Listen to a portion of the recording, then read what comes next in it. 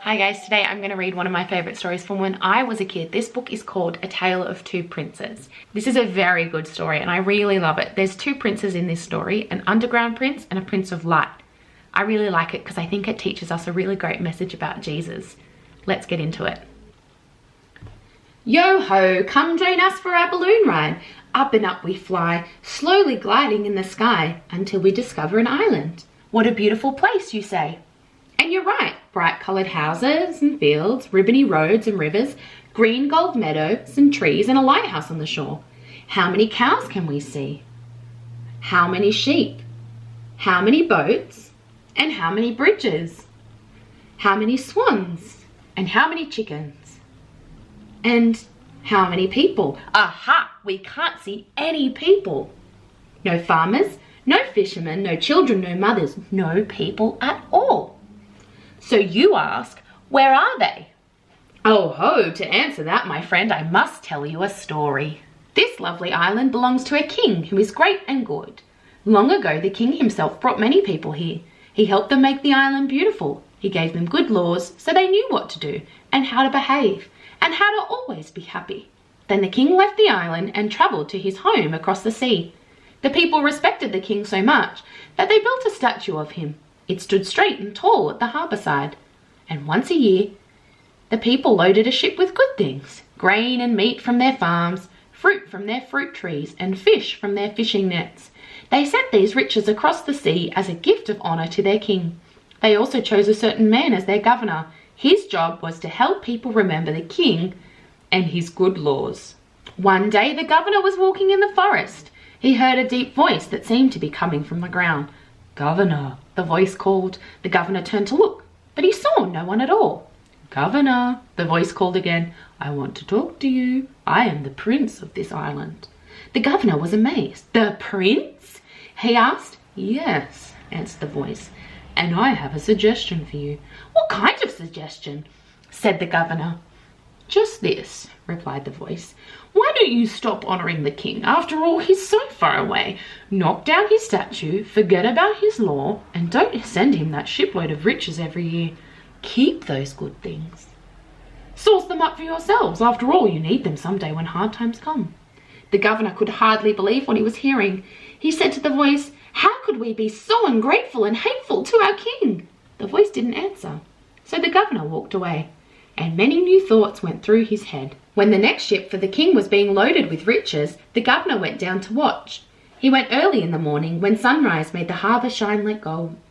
There at the harbour side, the governor saw crates and boxes and barrels ready to be carried aboard ship. He also saw 10 sacks of hazelnuts fresh from the island's hazelnut trees. The governor stepped closer to 2 of the dock workers whose job it was to load the ship. In a low voice he said to them, "Please take 2 sacks of those hazelnuts and store them in my barn. After all, we may need them someday when hard times come." The dock workers did as the governor said. Later that day, those dock workers began whispering to all the other dock workers and sailors who were loading the ship. "The governor," they said, "is taking some of the king's riches for himself." That night, the sailors and dock workers came together. They said to each other, "Whatever the governor can have, we can have." They went to the harbour side, and in the darkness they unloaded all the good things from the ship. Each man carried away some of the riches to his own house or barn, and some of the men took the ship out into the ocean and sank it. Now it so happened late that night that a certain farmer's cow gave birth to a new calf.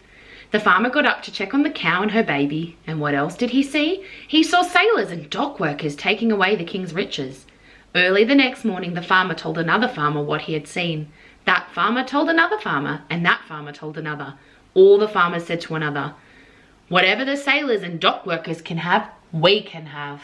The farmers came together at the harbour side, and there someone told them that the ship was sunk. There were no more riches to be taken away. The farmers were angry. In fact, they were furious. They shouted, "We want our share."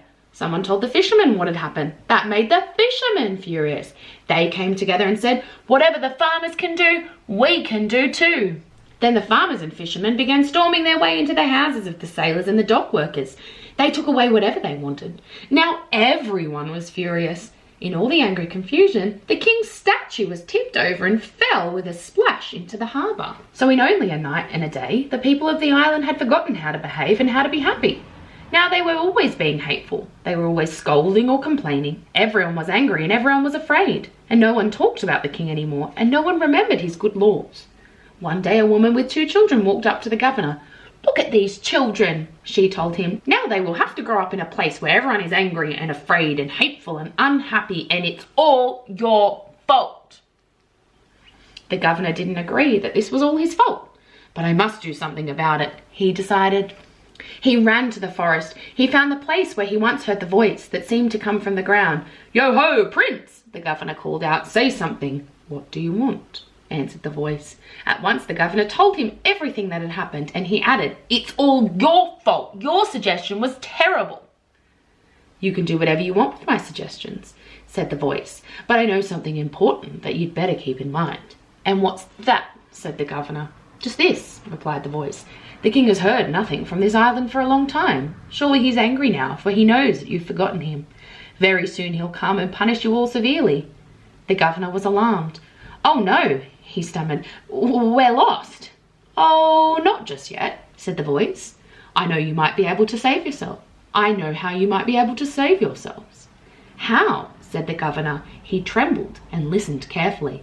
"Just this," replied the voice. "Push back those tree branches there beside you and you'll see a secret doorway." The governor pushed back the branches. He saw the opening to a cave going deep underground.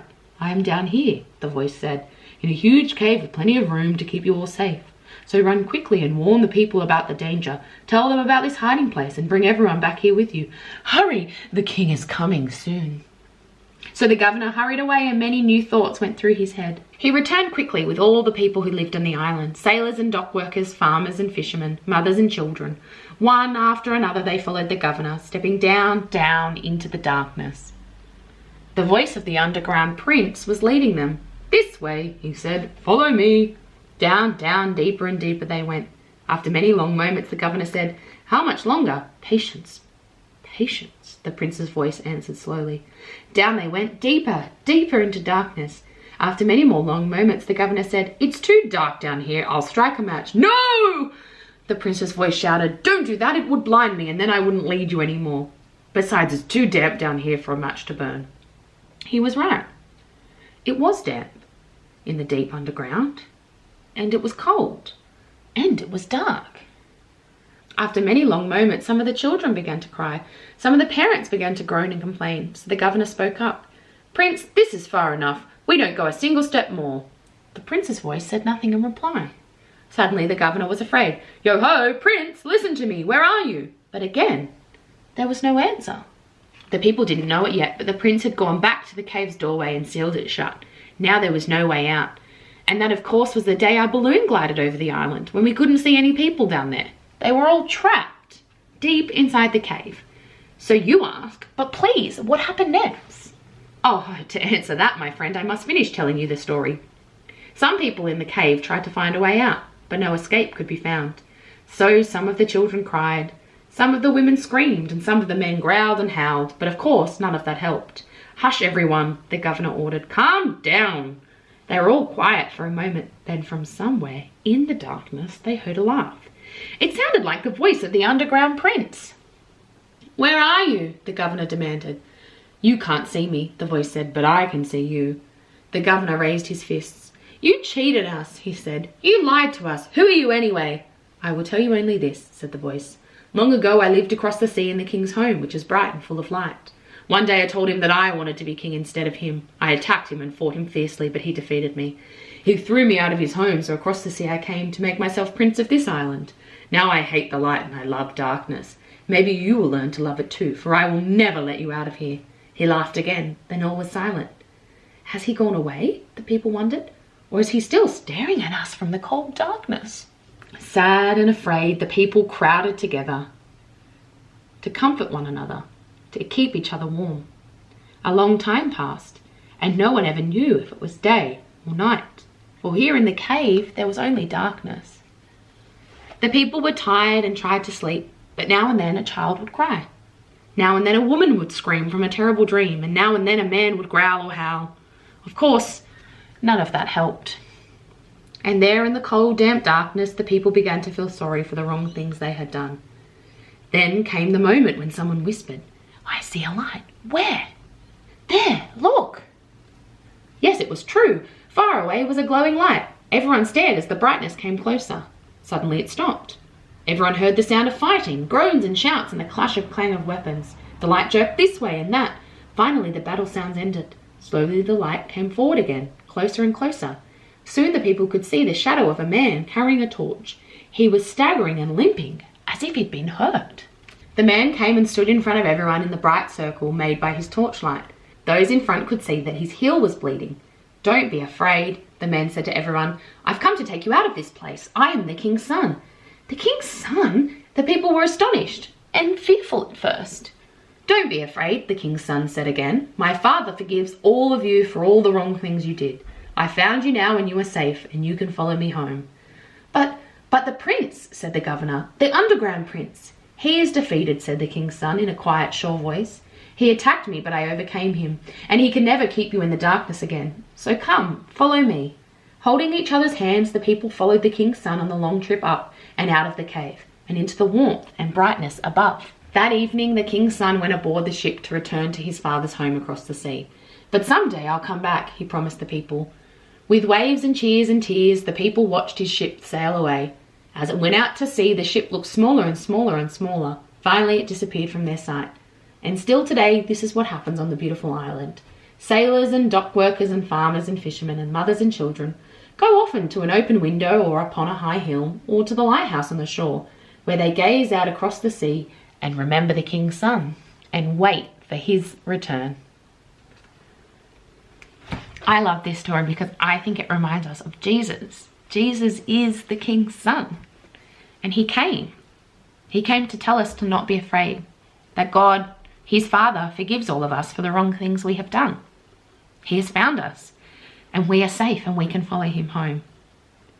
The underground prince is defeated. Jesus overcame him. And he can never keep us in darkness again. So all we need to do is come and follow him.